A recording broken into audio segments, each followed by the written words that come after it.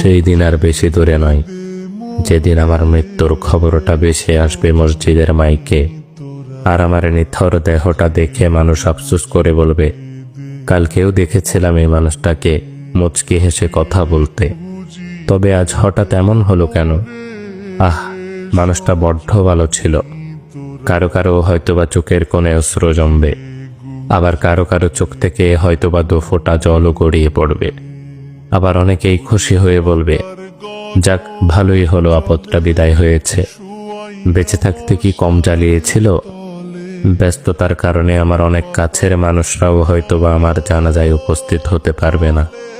আবার অনেক দূরের মানুষও শত ব্যস্ততার মাঝেও ছুটে আসবে আমাকে শেষবারের মতো বিদায় দিবে বলে। লুকিয়ে থাকবো আমি 3 টুকরো সাদা কাফনের আড়ালে। কেউ কেউ ছুটে আসবে আমাকে শেষবারের মতো একটুখানি দেখবে বলে।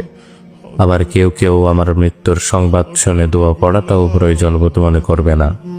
সেই দিন আমার পাশে থাকা ছোট্টকাল থেকে আমায় আদর যত্নে বড় করে তোলা প্রিয় মানুষগুলো বলবে, লাশ বেশি সময় ধরে ঘরে রাখতে নেই, তাড়াতাড়ি নিয়ে চলো। দাফন কার্যে অত বেশি দেরি করতে নেই।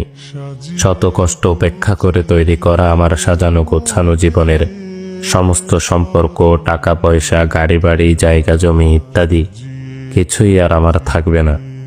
এমনকি দিন কয়েক পর হয়তোবা আমার অস্তিত্বটুকুও হারিয়ে যাবে মরুর ধূলিকণার মতো। তারপরও কেন জানি আমার অহংকার, সম্পদের লালসা, ক্ষমতার তৃষ্ণা ইত্যাদি যেন দিন দিন বেড়েই চলেছে।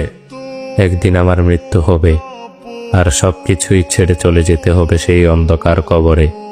এই কথা যেন জেনে বুঝেই ভুলে বসে থাকি এই মিথ্যে দুনিয়ার মিথ্যে মায়ার চাদরে নিজেকে জড়িয়ে রেখে। ভালো লাগে না মোর সাদা কাপড়, সাদা কাপড়, সাদা কাপড়।